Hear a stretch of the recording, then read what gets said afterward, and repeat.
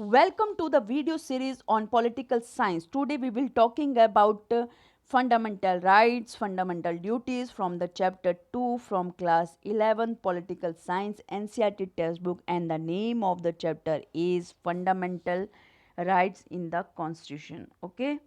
Now today we will discuss about fundamental rights. The first topic is fundamental rights. Total fundamental rights are 7 or 6. Yes, total fundamental rights are 6. Okay, students. Now, first is right to equality, second is right to freedom, third is right against exploitation, 4 right to freedom of religion, 5 culture and education rights, 6 rights to constitutional remedies. Okay, one by one अब इसको हम अच्छे से discuss करेंगे. Now, first fundamental right is right to equality. Article 14 to Article 18. Equality before law, equality protection of law. मतलब law के आगे कानून के समक्ष जो हैं वो सब समान हैं. ठीक है, देश में भारत में जितने भी सिटीजन रह रहे हैं तो वो लॉ के समक्ष सब क्या हैं, इक्वल हैं. Prohibition of discrimination on ground of religion, किसी प्रकार का भेदभाव नहीं होगा धर्म से related. Equal access to shops, bathing, ghat and hotels. मतलब कहीं पर भी कोई ऐसा प्लेस है जहाँ पर मार्केट है या कुछ ऐसी जगह है तो वहाँ पर किसी प्रकार का कोई अनइक्वलिटी नहीं होगी. Equality of opportunity in unemployment. उसके बाद एम्प्लॉयमेंट, उसके बाद जहाँ पर जॉब की जा रही है वहाँ पर भी इक्वलिटी जो है वो पूरी प्रॉपर होगी. Now abolition of titles and abolition of untouchability. इन दोनों ही चीज़ों को जो भेदभाव करती हैं, जो डिस्क्रिमिनेशन करती हैं, जैसे टाइटल्स. ठीक है, पहले क्या होते थे, टाइटल्स दिए जाते थे, उपाधियाँ दी जाती थी कि नाम के आगे उपाधि लगा दी जाती थी कि महाराजा धीराज. ठीक है, तो इस तरह से जो उपाधियाँ होती थी वो अब हटा दी गई हैं. उससे क्या होता था, समाज में डिस्क्रिमिनेशन होता था. ठीक है, जैसे बहुत बड़े बड़े जैसे राजा महाराजा के आगे या जो बहुत उच्च जो पदवी में हैं तो उनके नाम के आगे इस तरह से बहुत बड़ी बड़ी टाइटल्स दे दिए जाते थे. ठीक है, तो वो टाइटल्स जो हैं वो हटा दिए गए हैं और अनटचेबिलिटी भी है, वो भी अनइक्वलिटी शो करती थी जिसको उसको भी रिमूव कर दिया गया है. उसके बाद नेक्स्ट जो आता है राइट, वो आता है right to freedom. Okay, right to freedom of religion, freedom of conscience and profession, freedom to manage religion affairs, freedom to give religion instructions. तो इस तरह से रिलीजन्स पर आधारित फंडामेंटल राइट है कि मतलब किसी प्रकार का कोई भी डिस्क्रिमिनेशन नहीं होगा. उसके बाद next is right against exploitation.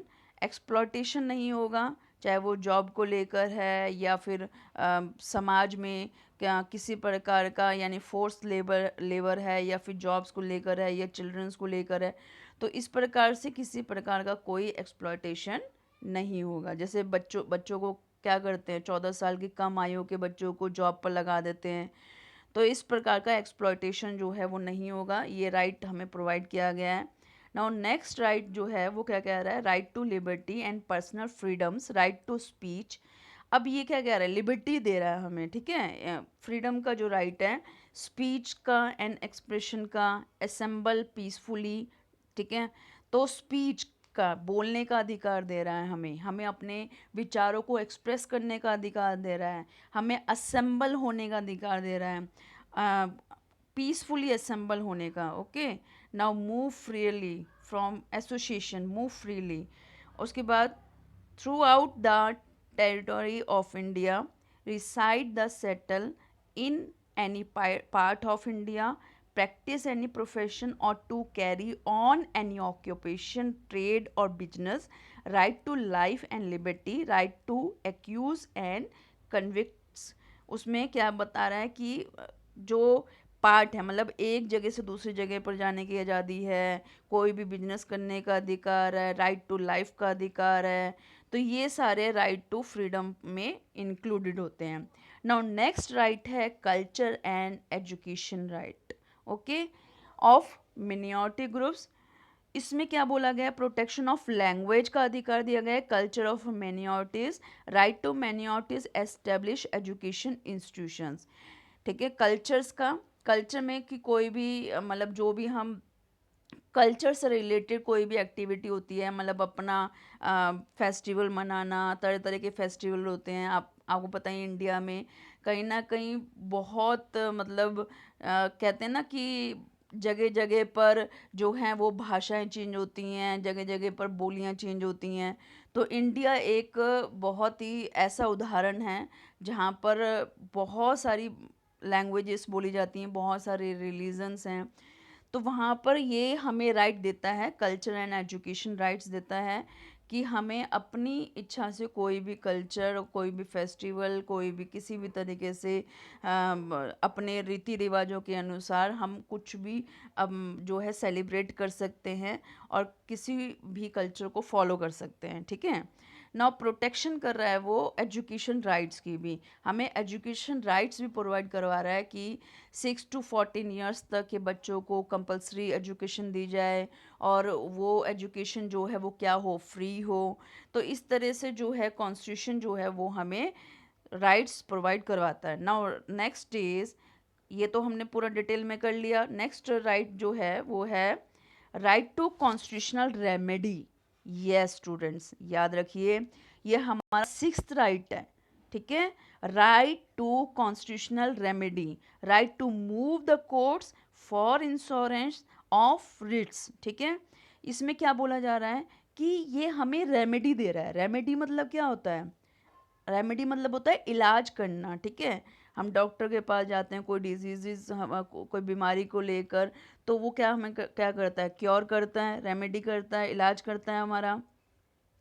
उसी तरह से अगर आपके 5 राइट्स को कोई भी छीनता है जो हमने अभी पढ़े हैं, ठीक है, right to freedom, right to education, right to equality, सारे राइट जो हमने पढ़े हैं, उसको अगर आपसे कोई छीनता है, आपको कोई एक्सप्लॉइट करता है, तो आपके पास छठा अधिकार ऐसा है राइट टू कॉन्स्टिट्यूशनल रेमेडी का, जो हमें प्रोवाइड करता है कौन, कॉन्स्टिट्यूशन प्रोवाइड करता है, जिसमें हम कोर्ट में जा सकते हैं उसकी इंश्योरेंस के लिए। ठीक है, ये रिट्स के रूप में हमें मिलता है, जिस वजह से तुरंत जो है वो राइट्स को लेकर कार्रवाई होती है और हम यहाँ तक कि सुप्रीम कोर्ट में भी डायरेक्ट अपने राइट्स को प्रोटेक्ट करने के लिए जा सकते। यस, ये जो कॉन्स्टिट्यूशनल रेमेडीज वाला है इसको 6 भाग में हमने देखते हैं इसको।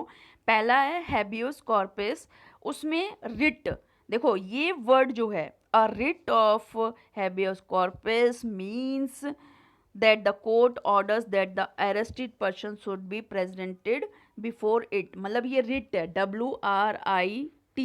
ठीक है, जो ये बार बार वर्ड आएगा तो दैट मीन्स कि ये कोर्ट को, यानी कि जो हाई कोर्ट है, जो सुप्रीम कोर्ट है, उनको ये रिट्स मिले हुए हैं।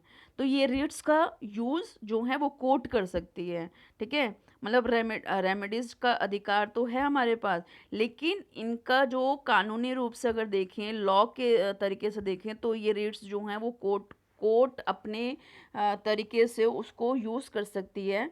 फर्स्ट जो रिट क्या कह रहा है, habeas corpus, a writ of, मतलब इसमें क्या बोला गया कि अगर किसी पर्सन को अरेस्ट किया जाता है तो 24 घंटे के अंदर उसको कोर्ट के समक्ष जो है वो प्रस्तुत करना चाहिए और ये देखना चाहिए कि क्या वो असल में क्राइम उसने किया है या नहीं किया है, अदरवाइज उसको फ्री जो है वो करने का जो ऑर्डर जो है वो कोर्ट देगा। ठीक है, नाउ नेक्स्ट इज मैंडोमिस। मैंडोमियस क्या बोलता है, this writ is issued when the court find that a particular office holder is not doing legal duty and thereby is infringing on the right of an individual। ये क्या बोल रहा है कि अगर कोई भी, मतलब ये रिट जारी किया जाता है कि जब कोर्ट देखता है कि कोई भी ऑफिशियल जो गवर्नमेंट जो गवर्नमेंट कोई ऑफिस होल्डर है, अगर वो काम ढंग से नहीं कर रहा है, कोई मतलब ड्यूटीज़ को वो ढंग से फॉलो नहीं कर रहा है, तो उसको वो किसी भी मतलब इस तरह से उसको क्या कर सकता है, एक तरह से उसको लीगल ड्यूटी में infringing of the right and individual, मतलब उसको एक तरह से आदेश दे सकता है, उसको ऑर्डर दे सकता है और उसको पनिश पनिश भी कर सकता है वो, अगर वो इस चीज़ को फॉलो नहीं करता है तो। Now next is prohibition. Prohibition मतलब होता है हिंदी में निषेध आदेश, ठीक है, निषेध करना, मना करना। ये जो रिट है is issued by a higher court, ये हायर कोर्ट की तरफ से दिया जाता है। किसको दिया जाता है? हायर कोर्ट की तरफ से जो है वो एक तरह से लोअर कोर्ट को दिया जाता है, ठीक है। मान लो सुप्रीम कोर्ट है, ठीक है, सुप्रीम कोर्ट जो है ये रिट जो है, प्रोहिबिशन जो है, मतलब मना करने को जो अधिकार है वो किसको देता है? किसको देता है ये देता है लोअर कोर्ट को। Has consider a case going beyond it's jurisdiction, वो ये कहता है कि ऐसा मतलब कि आपके अधिकार में नहीं है, कोर्ट को कहता है, लोअर कोर्ट को, तो ये आपके अधिकार में कोई ये ऐसा कोई मामला नहीं है, तो इस वजह से वो रिट पास करता है, ठीक है। Now next is quo warranto. इसमें क्या बोला गया? If the court find that a person is holding office but is not entitled to hold that office, it issued the writ of quo warranto and restrict the person from acting as an office holder। ये क्या बोल रहा है कि इसमें एक तरह से क्यो वारंटो में बोला गया ये एक ऐसा रिट है जहाँ पर वो देखता है कि अगर एक कोई ऐसे व्यक्ति को पद पर नियुक्त किया गया है जो कानूनी उस पर उसका कोई वो लीगल कुछ वो नहीं है, तो उसको क्या करता है वो, तो वो क्यो वारंटो जो है वो पास करता है, जिस वजह से वो ये उसमें ये बताया जाता है कि आपको ये जो काम दिया गया है ना, तो जो ऑफिसर हैं तो आप उसी दायरे में काम कर सकते हो, अपने दायरे से अपनी जो लिमिटेशंस है उससे बाहर जाकर आप काम नहीं कर सकते, ठीक है। तो उसमें ये डिटेल में बोला गया है कॉवरेंटो में। Now next is Now next is certiorari. Under this writ, the court orders a lower court to another authority to transfer a matter pending before it to the higher authority to और court, okay. Higher authority जो है यानी कि जो higher court होती है वो lower court को एक तरह से ऑर्डर दे सकती है कि पेंडिंग जो मामले वो आगे ट्रांसफ़र करे। उसके बाद नेक्स्ट में क्या बोला गया है? अब हमने रेमेडीज़ देख लिया, कॉन्स्टिट्यूशनल रेमेडीज़। उसके बाद राइट को और ज़्यादा क्योर करने के लिए एक नेशनल ह्यूमन राइट्स कमीशन होता है, ठीक है, जो नेशनल लेवल पे काम करता है। उसके बाद स्टेट ह्यूमन राइट्स कमीशन भी होता है जो स्टेट लेवल पे काम करता है। वो राइट को क्या करते हैं, जो राइट्स हमें दिए गए हैं उसको प्रोटेक्ट करते हैं, ओके। नाउ डिटेल में देख लेते हैं। The rest test of the rights given by any constitution is in their actual implementation, the poor, illiterate, and the deprived section of the society must be able to exercise their right. Independent organization like the People's Union for Civil Liberties or People Union for Democratic Rights have been working as watchdog। ये एक तरह से ऐसे काम करता है watchdog की तरह से, ठीक है, कि प्रॉपर कोई वॉयलेशन तो नहीं हो रहा है राइट को लेकर, राइट जो हैं वो सिंपली तरीके से प्रोवाइड किए जा रहे हैं या नहीं किए जा रहे हैं। उसके बाद in this background the government has establish in 2000 an institution the national human rights commission. The national human rights commission is composed to a former chief justice of the supreme court, okay. जो former होते हैं main जो होते हैं chief justice of supreme court होंगे, and a former जज of the supreme court, a former chief justice of a high court, and two other member who have knowledge and practical experience in matter related to human rights. इसमें जो है 4 या 5 सदस्य होते हैं। एक तो होता है चीफ जस्टिस ऑफ जो सुप्रीम कोर्ट का और फिर हायर कोर्ट का, और उसके बाद 2 और जो हैं वो एक तरह से मेंबर्स होते हैं इसके जो 2 और 3 मेंबर्स और होते हैं किसके, ये जो कमीशन होता है ह्यूमन राइट्स कमीशन। ओके, तो एक तरह से ये क्या करता है, ह्यूमन राइट्स कमीशन जैसे नाम से ही आप जान पा रहे हो कि ये एक राइट्स को, जो हमारे जो राइट्स मिले हैं उसको प्रोटेक्ट करता है और एक वॉच डॉग की तरह से देखता है कि कोई वॉयलेशन तो नहीं हो रहा राइट्स को लेकर। Now next is very important, directive principle of state policy. अब ये डायरेक्टिव प्रिंसिपल्स क्या है, directive principle is a very important concept of this constitution. Okay, इसमें क्या बोला गया है, डायरेक्टिव प्रिंसिपल को हिंदी में बोलते हैं नीति निर्देशक तत्व। ये क्या होते हैं कि एक तरह से कि ऐसे कुछ इम्पॉर्टेंट जो कॉन्सेप्ट होता है इसमें कि कोई भी लॉ बनाते हुए, ठीक है, लॉ कोई भी बन रहा है, कोई रूल्स हो रहा है, तो डायरेक्टिव प्रिंसिपल को फॉलो किया जाएगा। ठीक है, कॉन्स्टिट्यूशन में कभी भी कुछ चेंज हो रहा है, कुछ चीज़ें जो है वो नहीं लेकर आ रहे हैं, तो डायरेक्टिव प्रिंसिपल्स को फॉलो किया जाता है। एक बार देख लेते हैं। The chapter on directive principle lists mainly three things: the goal and objective that we as a society should adopt. First, certain rights that individuals should enjoy apart from the fundamental rights. Certain policies that the government should adopt. You may get some idea of the vision of makers of our constitution by looking at some of directive principle shown below. The government from time to time try to give effect to some directive principle of state policy. They passed several Jamidari abolition bills, nationalized banks, enacted numerous factory law, fixed minimum wages, cottages and small industries were promoted, and provisions for reservation for the upfield of the scheduled castes and scheduled tribes were made.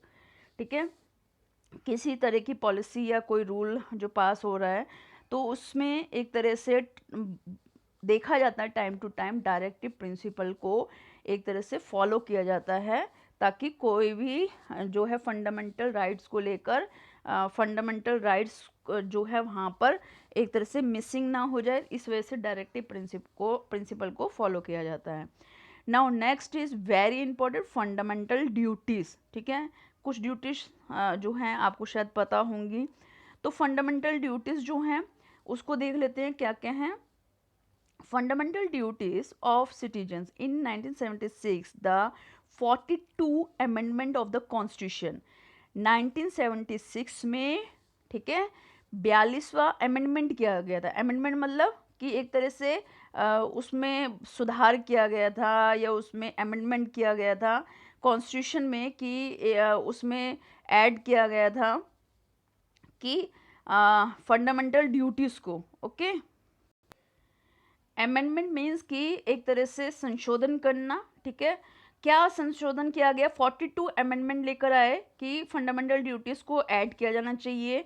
इसमें as citizens we must abide by the constitution, defend our country, promote harmony among all citizens, protect the environment.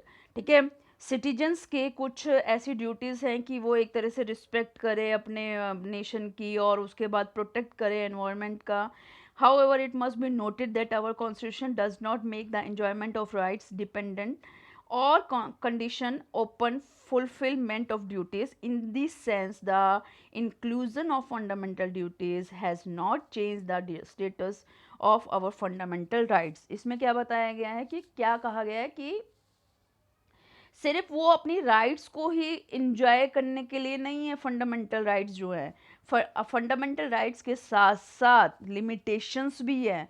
For example, अगर मुझे अपनी freedom के साथ अगर life जीनी है तो that means कि मुझे सामने वाले की फ्रीडम जो है उसको भी एक तरह से रिस्पेक्ट करनी पड़ेगी, उसको भी एक तरह से क्योर करना पड़ेगा। ओके, नाउ कुछ हमारी फंडामेंटल ड्यूटीज़ भी बन जाती हैं। तो अब जो है आपका जो चैप्टर ये वाला है fundamental rights in the constitution, आपका चैप्टर कंप्लीट हो चुका है। तो एनसीईआरटी क्वेश्चंस जो हैं आप अपनी डेली जो डेट के हिसाब से उसको कीजिए अपनी कॉपीज़ में, और अपनी हेल्थ का पूरा पूरा ध्यान रखिए। Now your chapter is complete. Thank you.